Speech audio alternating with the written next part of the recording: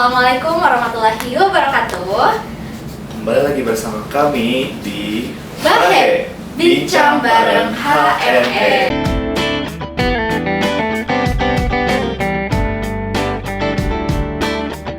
Yeay. Halo teman-teman, kita udah lama ya nggak berjumpa gitu. Betul. Karena mungkin ada satu dan lain hal, dan mungkin kalian juga udah kangen sama kita-kita ini. Mau perkenalan lagi nggak nih, Kak?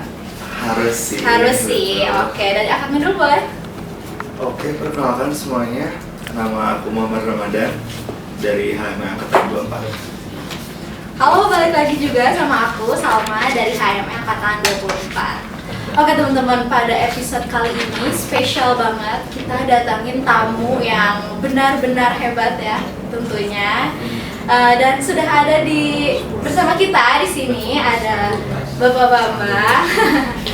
Nah, oke, kali ini tuh kita bakalan bincang-bincang bersama Pak Bambang berkenaan tentang apa ya, Kak? Tentunya sih seputar teknik energi terbarukan ya. Betul banget. Oke. Kita akan ulik lebih lanjut bersama narasumber kita yang cukup keren ini ya kan? Betul. Oke.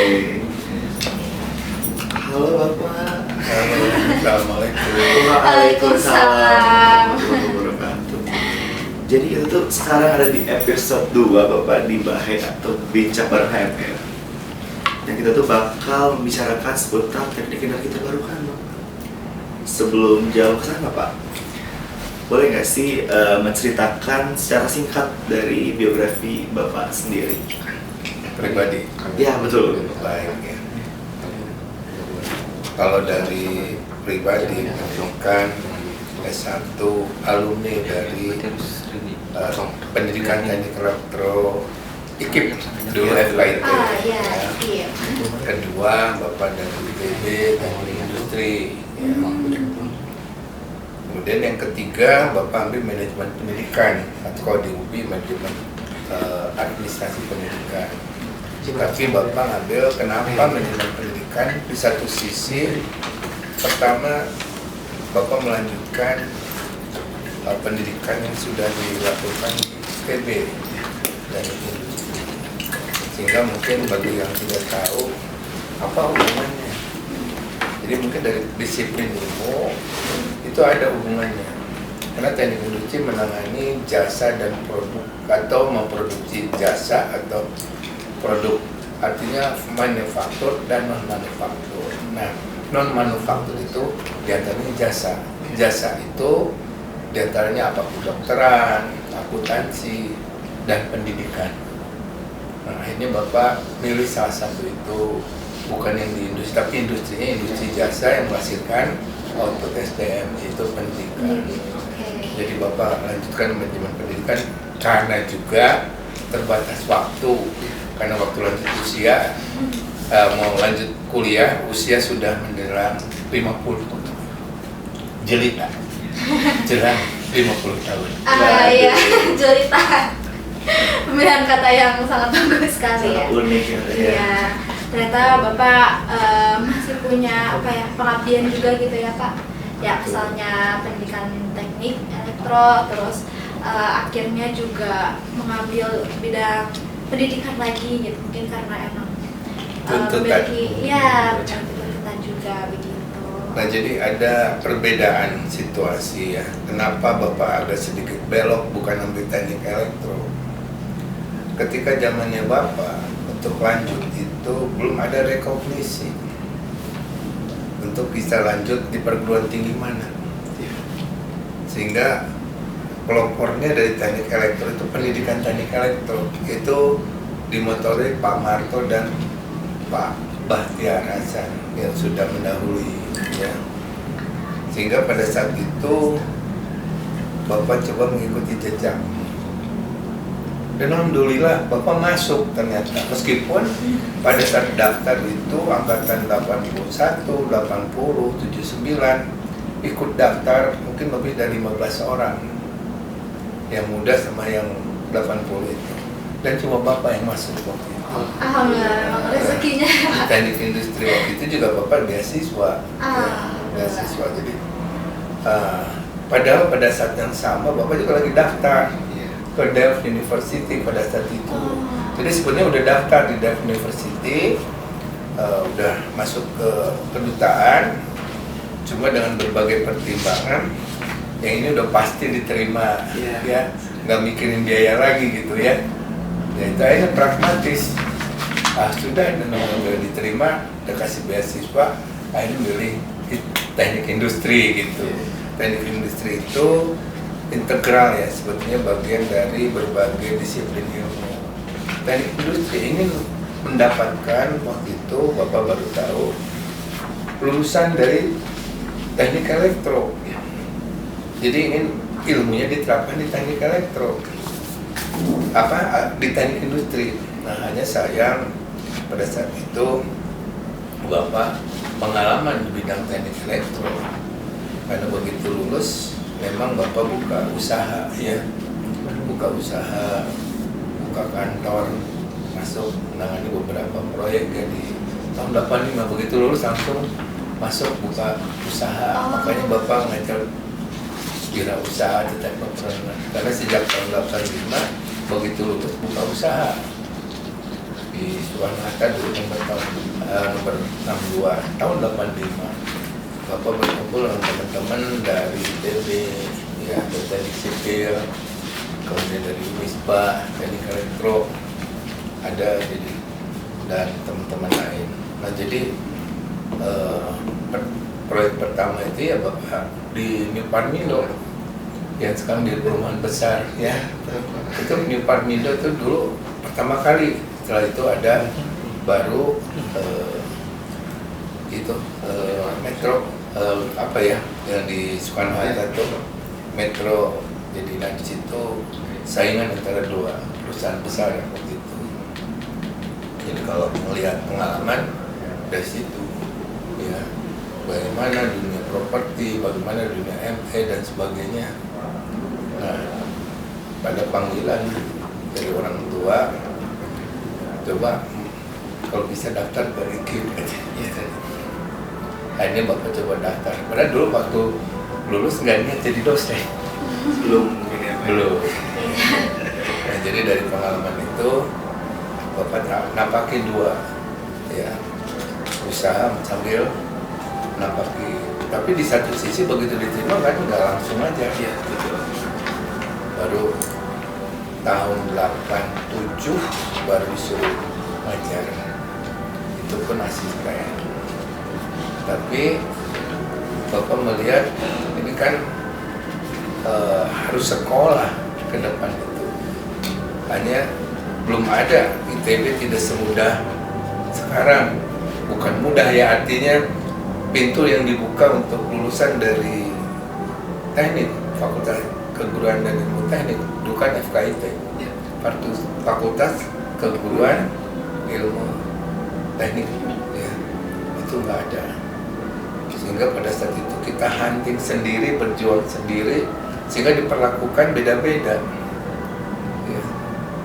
Jadi kebanyakan ya kayak teman kita masuk MIPA, seperti Pak Jaja Pustija masuk fisika, itu pun mulai proses pasca. Jadi kalau bicara senioritas, sekarang Pak Jaja yang paling senior, ya. Kedua Bapak, ketiga Pak Dadang, ya. Keempat Ayadi, Pak Tasma dan Pak Eli sekarang itu.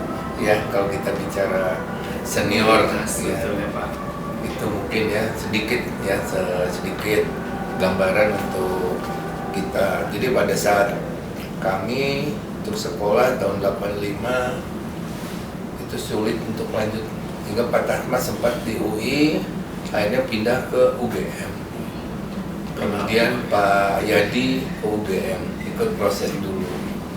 Nah, Bapak lanjut. Nah, setelah Bapak nggak ada lagi yang melanjutkan ke TI karena nggak diterima, harus bayar sendiri. Itu ada jurusan mesin. Nah, jurusan yang lainnya setelah itu habis, dari itu nggak ada lagi yang lanjut. Ada yang coba lanjut akhirnya ke Unpad, ambil MBA. Sekarang ngajar di jurusan mesin, namanya sama. Ya.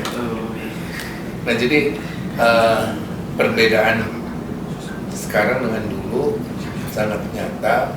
untuk studi lanjut, TE juga sudah ada yang mulai lulusannya sudah ada, bimbingan Bapak, sekarang wirausaha, Rifki dari TE itu udah insinyur lagi. Ya, sekarang buka perusahaan.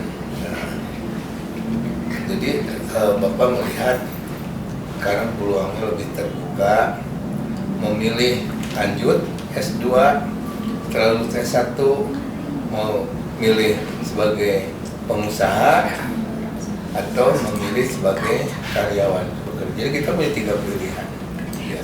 Nah itu, ya, jadi kita bisa optimis lah sekarang itu, karena ternyata meskipun PTE dianggap nomor 2 perasaannya, padahal begitu di lapangan di perusahaan-perusahaan itu banyak diterima alumni PTE, sehingga kalau kita lihat memang PTE masih ada yang ingin jadi guru, ada yang ingin di perusahaan. Cuma sejalan dengan waktu, sekarang yang mahasiswa masuk PTE dari yang Bapak ajar cuma sedikit yang ingin jadi guru, dan kenyataannya memang mereka bekerja di industri, di perusahaan itu di industri gitu, dan sebagian ada yang di usaha, tapi juga ada yang di bidang politik. Cukup jauh ya Pak. Iya. Cuma berapa persen lah gitu ya dari alumni senior terutama. Nah gitu perjalanan pendidikannya Bapak tuh. Kenapa? Sebenarnya tahun 2003-2004 Bapak mau lanjut sebetulnya ke ITB atau ke Unpas yang memungkinkan pada usia 40 sekian. Kan untuk dapat beasiswa dulu ada aturan maksimum umur 35. Beda dengan sekarang ada perpanjangan bisa sampai 40 berapa, Bapak juga nggak tahu. Nah, tapi waktu itu memang Bapak sudah berniat mau lanjut, tapi harus pilih tengah jalan, pergi haji, ngantar orang tua, atau lanjut sekolah. Kirim sekolah dia sendiri. Terus bagaimana nanti sekolah? Gampang lah. Gimana nanti? Ya artinya bukan gimana, gampang lah, insya Allah. Dan ternyata pada saat masuk lanjut S3 dapat beasiswa juga pada usia yang udah jadi cerita. Betul. Iya sih. Ya, tapi yang lain ada yang sudah sendiri nggak dapat. Jadi di situ makanya setiap mengajar Bapak selalu bicara spiritual. Yang tidak mungkin jadi mungkin gitu. Itu mungkin ya. Nah ini jadi Bapak bicara selalu begitu tuh secara spiritual, semua itu diperoleh bukan berdasarkan pendekatan rasional gitu ya. Nah itu mungkin yang jadi pandangan Bapak dalam perjalanan melakukan sampai saat ini. Oke. Cukup banyak mungkin ya dari Iya. segudang pengalaman dari Pak Bambang itu sendiri. Lalu untuk pertanyaan selanjutnya nih Pak, berhubung Bapak ini sebagai Ketua Prodi dari program studi TET, kami tuh pengen tahu gitu Pak, bagaimana lahirnya program studi teknik energi terbarukan di UPI. Terus dari TET UPI itu apa sih yang jadi pembeda antara TET dengan teknik lainnya gitu? Baik ya. TET sebenarnya bukan lahir dari Bapak sendiri. Dulu kawan-kawan yang merancang agar dapat bantuan dari ADB, Asian Development Bank. Asian Development Bank mengundaki beberapa jurusan yang tentu pendidikannya ke arah vokasi. Pada arah vokasi dari semua jurusan yang diajukan, Bapak melakukan penelitian pada saat itu sendiri. Bidang apa sih yang visible, yang ada hubungan pendidikan vokasi. Kebetulan saat itu qadarullah waktu itu elektro industri lagi naik daun ya. Kemudian teknik otomasi industri belum ada robotnya, baru teknik otomasi industri itu di SMK 1 Iya betul. ada ya. Tapi waktu itu Bapak nyoroti di SMK 4. Karena yang pertama ada teknik otomasi industri itu SMK 4 dulu. Sementara yang lain statusnya ELIN, ya, teknik industri. Kemudian Bapak keliling, ya TET nggak ada di SMK di Jawa Barat khususnya. Tapi pemerintah sudah membuat SMK di daerah sebetulnya, di daerah Indonesia Timur, ya, dan terpencil ya, tertentu. Ya. Bapak nggak tahu maksudnya apa gitu ya, apakah berdasarkan potensi dan sebagainya. Nah, dengan beberapa kajian, diskusi, FGD dan seterusnya, akhirnya Bapak yang tadinya tim itu Bapak sendiri, karena memandang TET itu adanya di jurusan mesin, ya, yang masuknya kategori konversi energi. Sementara Bapak pelajari di dalam negeri, luar negeri dan sebagainya, ternyata Bapak menemukan ada S1 di Belanda dan Australia. Baru coba Pak. Tentu yang baru menemukan yang itu bisa jadi lebih ya. Iya. Cuma pada saat itu karena waktu didesak harus berdiri, itu Bapak kaji apa rekomendasinya untuk di ADB ini, proyek ADB ini. Jadi waktu itu Bapak ditanya oleh beberapa pimpinan di sini rekomendasinya apa. Jadi Bapak waktu itu rekomendasinya otomotif tetap vokasi karena memang sudah berdiri duluan. Jadi bukan rekomendasi karena sudah ada. Yang lainnya apa? Akhirnya Bapak menunjuk teknik otomasi industri ditambah robotik. Sejarahnya begitu. Kalau PII karena memang ada keinginan ya, bagaimana lulusan yang ada di PTE maupun TE maupun jurusan lain bisa ngambil program insinyur di UPI gitu. Karena ada penggerak-penggeraknya didahului dari jurusan dosen sebetulnya teknik elektro juga, pendidikan teknik elektro.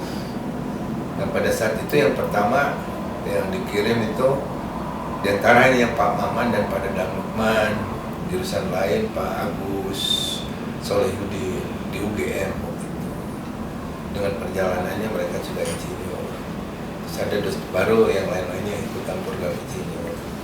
Memang program insinyur ini menjadi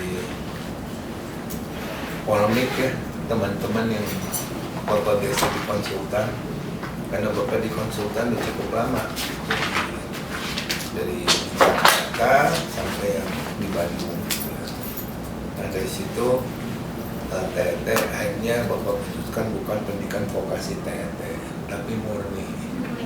Kemudian juga teknik kimia. Nah jadi yang rekomendasi itu ya Bapak otomasi industri dan robotik dan pangan dan sebagainya itu sendirian karena otomatis. Nah jadi dengan dorongan itu Bapak harus cari format.